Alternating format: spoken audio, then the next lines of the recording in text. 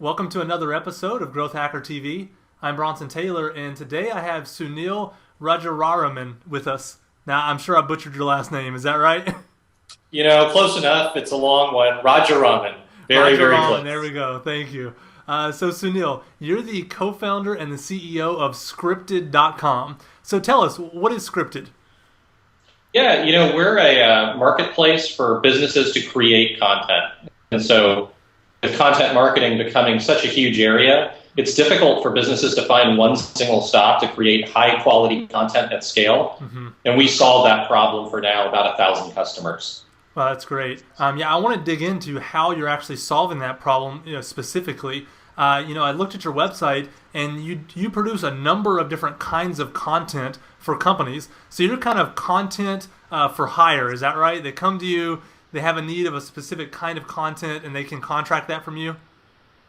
That's right. So, traditionally, if you're a business and let's just say, you need to run a social media campaign or a blogging campaign, one of those solutions is maybe you'll reach out to, Craigslist or some such place and you receive a bunch of resumes. Then you have to vet through those resumes. You have to find the right writer. You have to negotiate a rate. And, a writer comes in and works remotely, and you're not sure how many hours the writer is working, and you're not sure what the output is going to be like. We effectively streamline that process so that all you're buying is the written content. Mm-hmm. So for a flat rate, you can buy blog posts or send tweets, etc. And the way we accomplish that is we pre-vet writers before they're admitted into the system by expertise.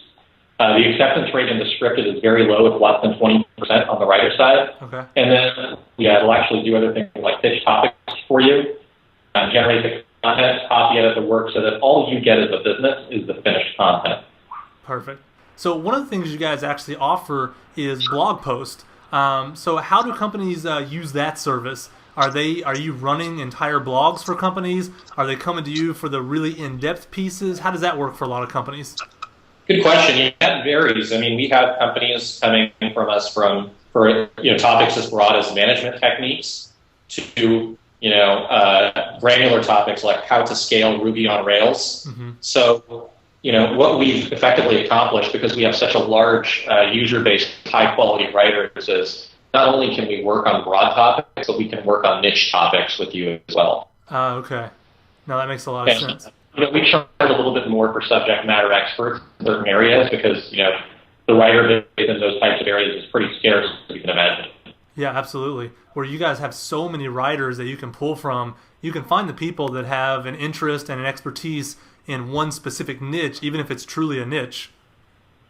Yeah, that's right. And it's kind of a funny and long story as to how we got there. We were, once upon a time, a screenwriting software company. Okay. And my co-founder and I, back in 2008, built a product that was the equivalent of Google Documents for screenwriters. Uh-huh. And our original thing was to give away this screenwriting software platform for free and convince producers in the entertainment industry that they should buy screenplays from us. Okay. And what ended up happening was our software program became immensely popular, which is how we attracted a user base of 80,000 writers, and it still grows by 25 to 50 writers daily. But on the producer side, screenplays didn't want to buy, or producers didn't want to buy screenplays from us, so there was no revenue model there. Mm-hmm. But businesses started reaching out to us in 2011 and saying, hey, you're that very large writer community. I don't need screenplays, I do need blog posts, et cetera. And we were able to effectively match businesses to writers. But the funny thing about this was what we discovered in the process was the typical writer using our screenwriting software platform was not a waiter or waitress like in LA, but a professional who was all tabbing between what they were doing at work and using our screenwriting software to write their dream screenplay during work hours. Uh-huh. That's why this has worked so well. We're a community of professionals who write, not necessarily professional writers. No, that makes a lot of sense. Now, also notice that you guys will actually write entire white papers for companies.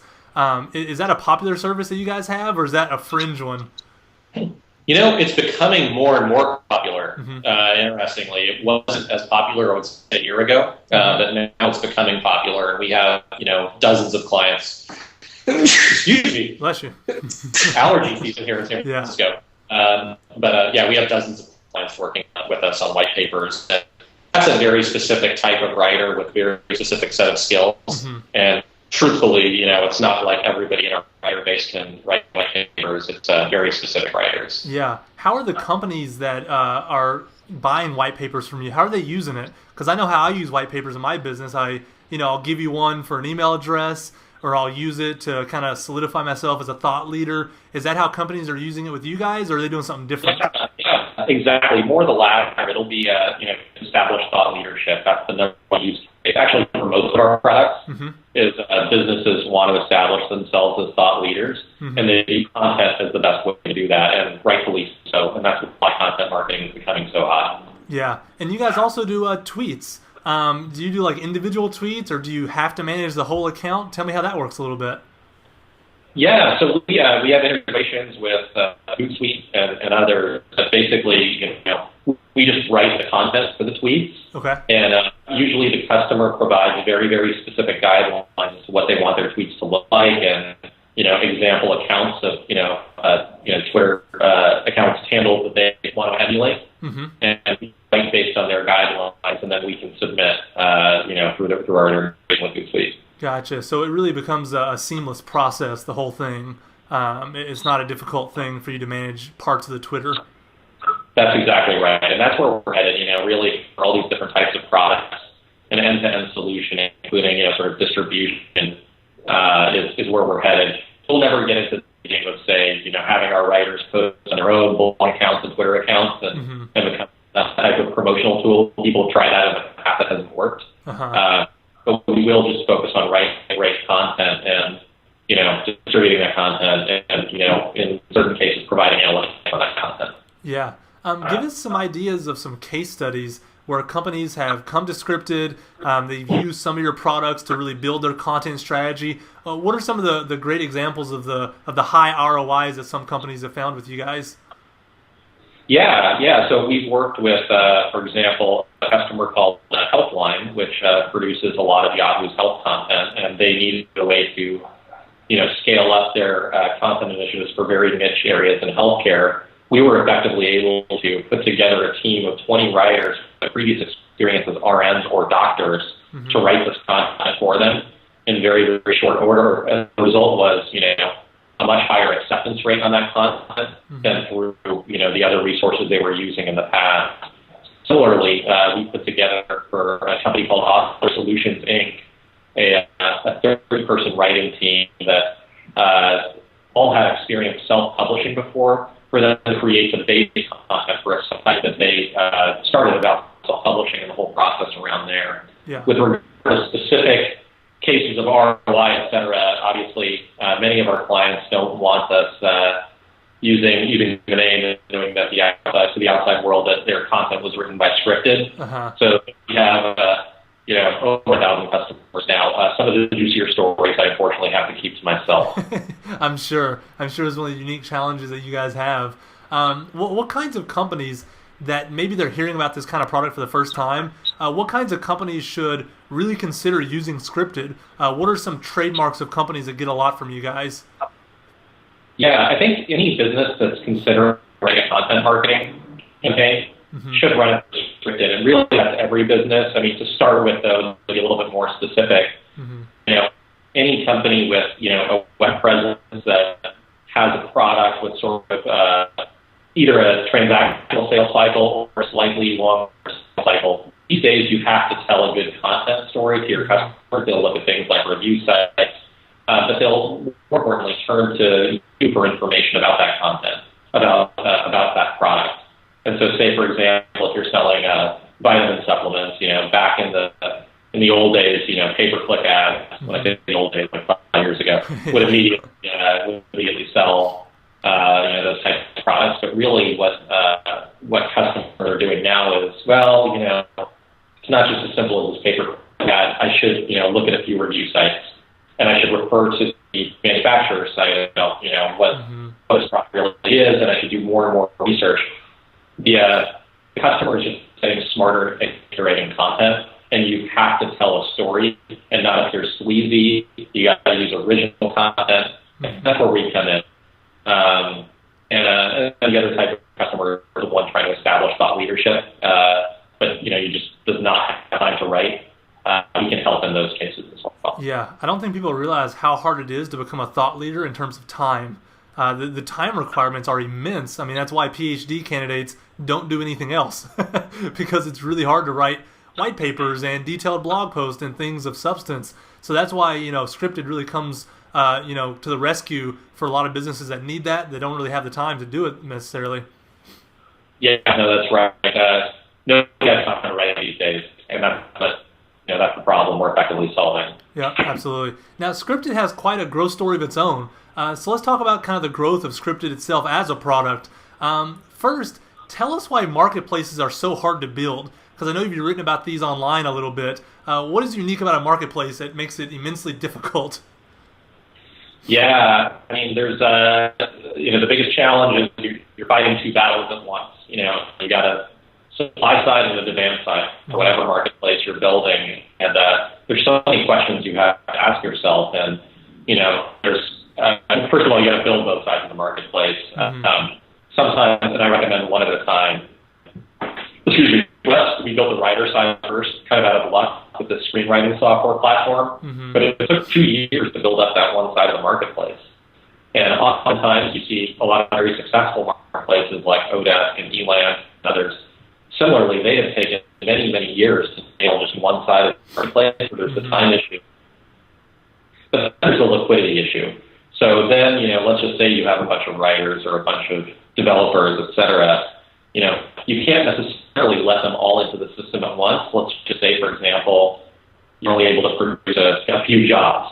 The developers or whatever type of contractor you're working with, they're going to lose loyalty to your system fast if you don't provide them with enough work. The same principle applies with, not just labor marketplaces, other types of marketplaces. If you don't have enough supply, your demand side is going to get frustrated and vice versa. And so it's not only acquiring customers on both sides of the marketplace, but nailing the liquidity question, figuring out, the optimal level of supply and demand to have. And so just all in all, very, very hairy to build. So you have to scale both sides, but you have to scale them in the right way. It's not just enough to scale them. You have to scale them at the right time in the right way. So there's just a million ways to die doing this.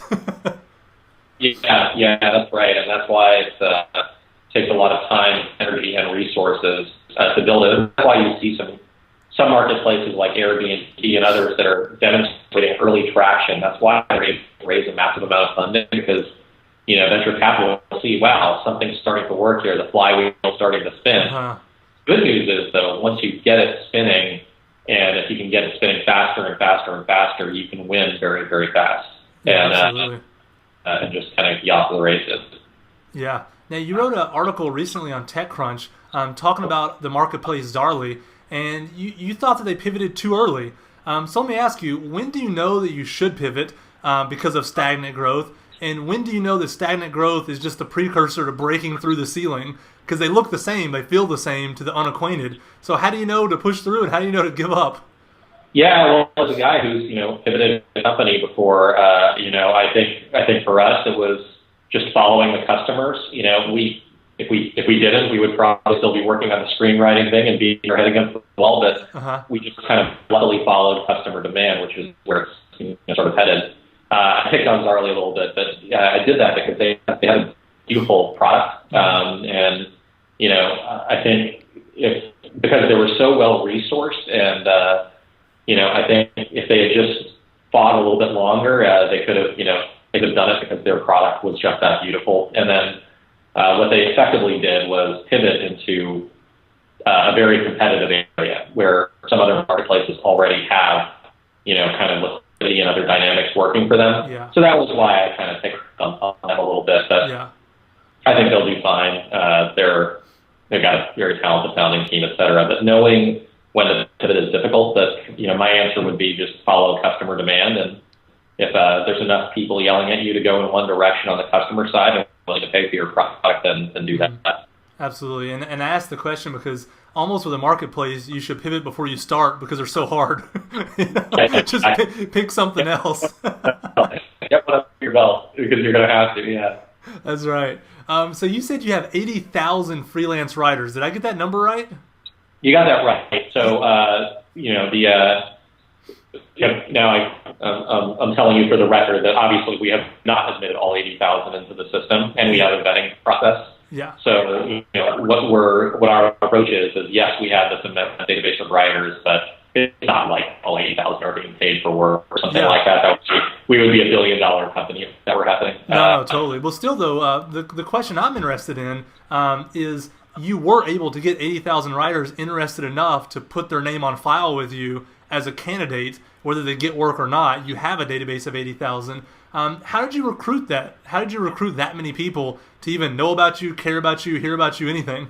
Yeah, well, the 80,000 from our legacy screenwriting software days, so these were technically not writers who were applying for scripted. Okay. That being said, all of our initial scripted writers came from that, database of 80,000, and we could port them over at any time, kind of thing. But perhaps more aggressively, we got a couple hundred new writing applications to Scripted a week. Wow. Okay, how are you doing that? That's the question then. Yeah, right now I think there's a lot of organic search demand from writers for things like hire writer, hire blogger, blog writer for hire, etc. Mm-hmm. And you'll see if you look at those terms, we're either ranked in the #1 result or one of the top 5 organic results. And the way we did that was by eating sort of our own dog food, and I hate that term, but I'll use it anyway. That works. Running our own content marketing campaigns, and you'll see if you mentioned I wrote for Techcrunch. I've also done similar posts for Fast Company, Forbes, Huffington Post, and others. Uh-huh. And it's not like I'm some hotshot journalist or anything, but you'll find if you write quality content, some of these outlets will pick it up, and so that helps you sort of rank higher, get a better page rank, things like that. Yeah. And it's just to show you just can't shortcut the fact that you have to produce high quality original content.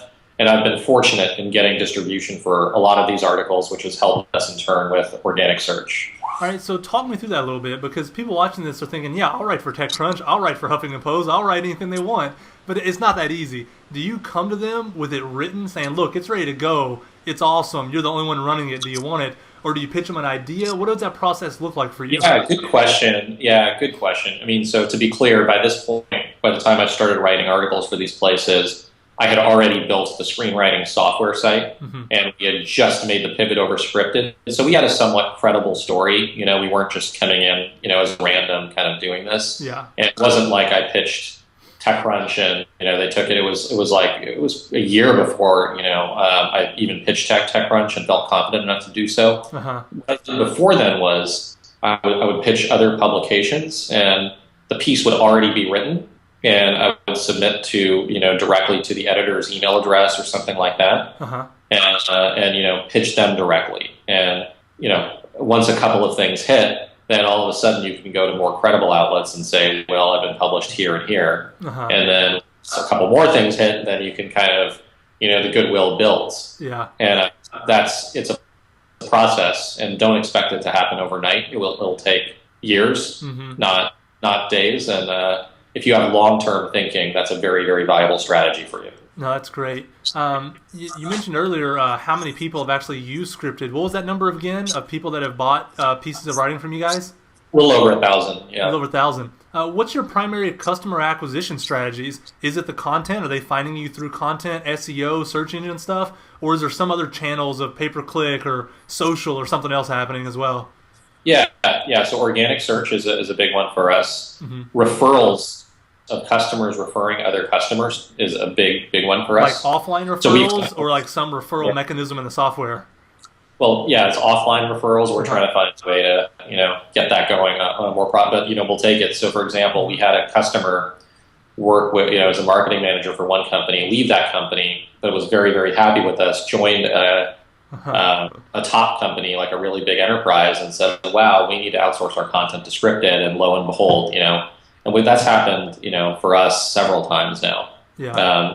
And then, the other thing that we've worked really effectively on is email marketing. That's something that my co-founder has really done some pioneering stuff there. But, mm-hmm. What you'll find is the gist of it is like a lot of email addresses of people that you care about that you would want to reach out to are publicly available, right? Mm-hmm. So this is not like illegally taking lists and things like that, but instead looking at what's publicly available, finding a way to productize, the way, like basically getting all of those publicly available email addresses into one place. Yeah. And that's effectively the work that, my co-founder has done, and, basically put it in such a way that, you comply with anti-spam laws, all that stuff, and you run email marketing campaigns at scale using what's free and publicly available. Yeah, makes a lot of sense. And I've actually used similar tactics to great success in my own life, so I totally hear you there.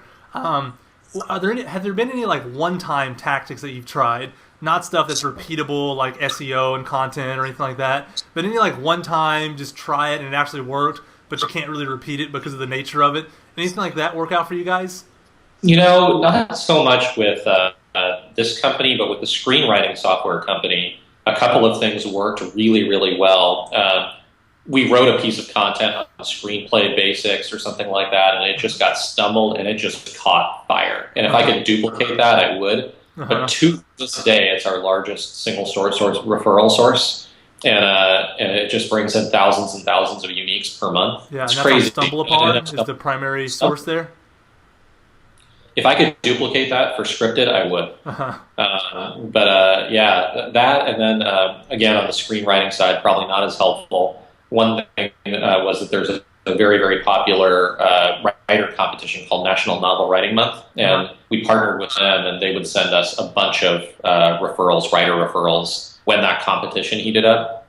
With scripted, we've tried AppSumo, and we were able to bring in some customers that way, but it wasn't the one-time pop we had hoped for. And, I just think the nature of enterprise is that there's not a silver bullet. Yeah. Maybe with B2C more so, but enterprise is really difficult. No, absolutely.